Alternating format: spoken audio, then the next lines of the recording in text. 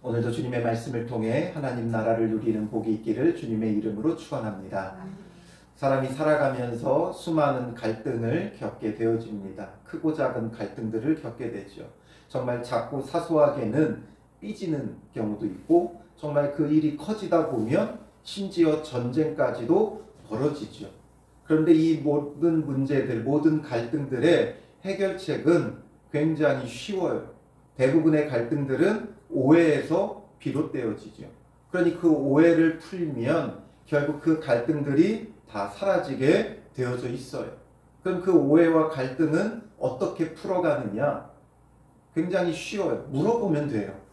내가 뭔가 의심이 생긴다거나 어떤 뭔가 의아한 부분들이 생긴다면 그런 것에 대해서 물으면 돼요. 그러다 보면 그 묻고 하는 가운데 그래서 그 오해들이 풀려지게 되어 있죠. 그래서 삼자대면이라는 게 굉장히 중요해요. 그냥 서로 말이 전달되고 전달되다 보니까 오해가 쌓이죠. 그래서 내가 뭔가 그 마음에 의심되거나 어떤 오해가 생기는 것들이 있다면, 갈등이 생기는 것이 있다면 그러면 물어보면 되는 거예요. 묻지 않았기 때문에 오해가 또 오해를 낳고 오해가 쌓이고 쌓이다 보니까 나중에는 그런 갈등이 사소하게는 삐지는 것에서부터 심지어 전쟁까지 벌어지게 되더라라는 거죠. 오늘 본문에 보면 세례 요한이 예수님께 묻고 있어요. 제자들을 보내어 묻고 있어요. 이게 정말 중요한 자세예요. 2절에 보면 요한이 옥에서 그리스도께서 하신 일을 듣고 제자들을 보내어 이렇게 되어 있죠. 예수께 여짜오되, 요한이 옥에 갇혀 있어요. 사실상 이 상황은 마태복음 14장 1절부터 12절에 더 상세히 기술이 되어 있어요. 왜 요한이 옥에 갇혔는가? 요한이 헤롯 왕을 책망하였죠. 헤롯 왕을 왜 책망했어요? 그가 동생의 아내인 헤로디아를 취한 일이 옳지 못하다 책망하였기 때문에 이것으로 인해서 옥에 갇히게 되죠. 그래서 이제 옥에서 세례 요한은 자기가 살 날이 오래지 않았다라는 것을 알았어요. 그런데 그의 사명은 뭐예요? 예수 그리스도를 세상에 소개하는 역할을 하는 거죠. 광야에 외치는 자의 소리가 되어 그리스도 메시아를 이 세상에 전하고 예비하고 그 길을 준비하는 역할을 해야 돼요. 그러니 이제 자기의 사명이 다해가죠. 이제 주님께 갈 날이 멀지 않았어요. 옥에 갇혔고 죽임 당할 것이라는 것을 세례 요한도 알고 있었어요. 그러니 마지막 그 죽음을 앞두고 자기의 그 사명을 다해야 되는데 과연 저분이 그리스도가 맞는가? 이것이 요한에게 아주 중요한 문제였죠. 죽을 때까지 그의 사명, 그의 생명이 지금 생사가 오가는 상황에서 세례 요한은 자기의 안위보다는 자기의 사명이 더 중요했어요. 그래서 예수님께 물어요. 오실 그이가 당신이 오니까 우리가 다른 일을 기다리오리이까? 이렇게 옥에 갇혀서 제자들을 보내 예수님께 이걸 묻고 있어요. 이것을 물을 필요가 없죠. 세례 요한은 분명 예수님이 메시아 그리스도이심을 알았어요.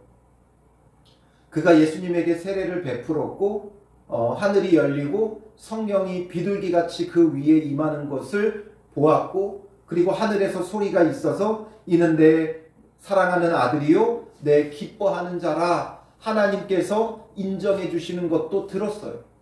그리고 그도 알았기 때문에 예수님이 세례받으러 왔을 때 뭐라 그랬어요?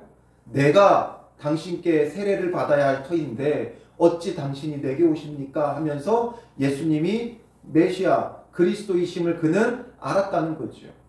그래서 그 예수님에 대해서 소개도 했었죠.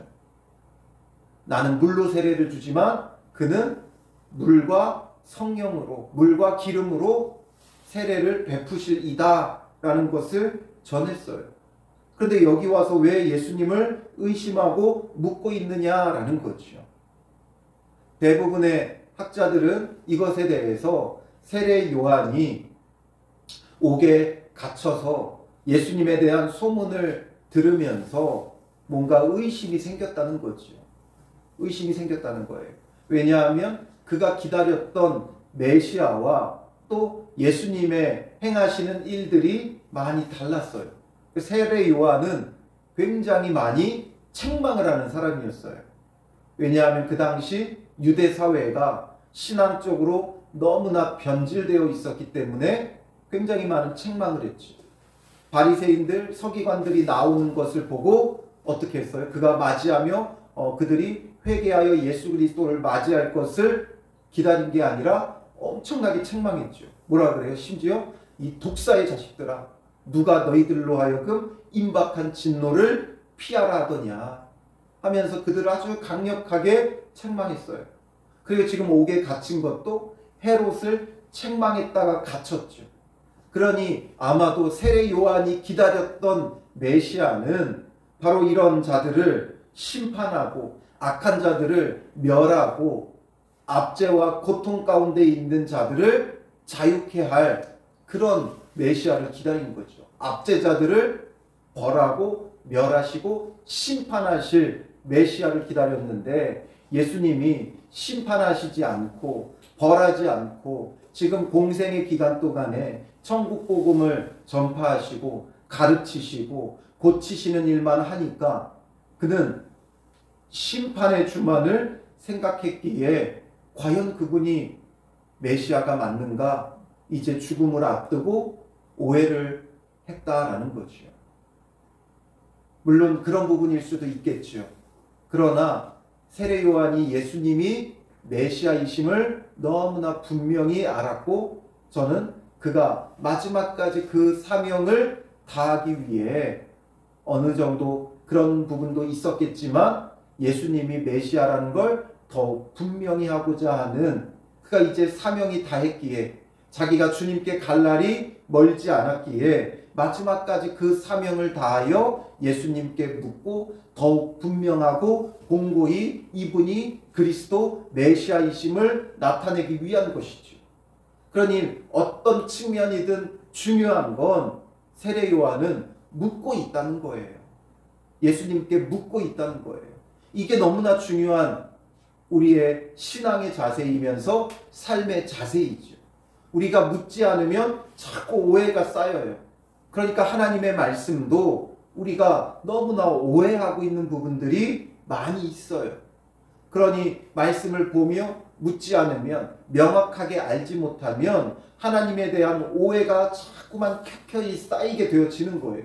오해가 쌓이니까 결국 그 신앙이 낙심할 때도 있고 또 그 신앙이 오해 속에 실망할 때도 있고 그 오해 속에 잘못된 방향으로 신앙을 가질 때가 있다는 거죠.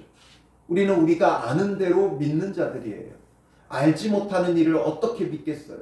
그러니 우리가 하나님을 아는 데에 오해가 쌓이면 안 돼요. 그래서 끊임없이 주님께 묻고 또 바르게 알고 바르게 믿는 그런 신앙의 자세가 필요하고 또 삶 속에서도 사람들과의 그 관계 속에서도 뭔가 자꾸 비난과 비판보다는 왜 그러했는지를 묻고 그 오해들을 풀어나갈 때 그 관계들이 참된 화목함으로 나아갈 수 있죠. 화목과 화평, 전쟁과 갈등은 한 끗 차이예요. 오해가 있느냐 없느냐죠. 오해를 풀면 갈등이 결국에는 화평을 이루게 되어 있고 오해를 풀지 못하면 갈등은 전쟁으로 나아가는 거예요. 요한도 뭔가 오해가 예수님에 대한 오해가 메시아에 대한 오해가 있었기에 제자들을 보내어 물으며 마지막까지 자기 사명을 다하고 있는 거죠. 그때 예수님께서 뭐라고 답변하세요? 너희가 가서 듣고 보는 것을 요한에게 알리되. 자기 자신을 어떻게 꾸미지 않아요. 꾸미지 않고 너희가 듣고 보는 것을 알리라는 거죠. 무엇을 듣고 지금 무엇을 보고 있느냐. 그들이 보는 것 5절에 보면 맹인이 보며 못 걷는 사람이 걸으며 나병 환자가 깨끗함을 받으며 못 듣는 자가 들으며 죽은 자가 살아나며. 예수님께서 행하신 기적들, 이적들을 그들이 보는 거예요. 그들의 눈으로 본 거예요. 결코 사람이라면 다른 그리스도, 다른 메시아가 있다면 할 수 없는 일, 참된 메시아 그리스도가 아니라면 할 수 없는 일, 하나님의 능력이 아니면 할 수 없는 일을 그들이 보았기 때문에 이것이 더욱 분명한 증거지요.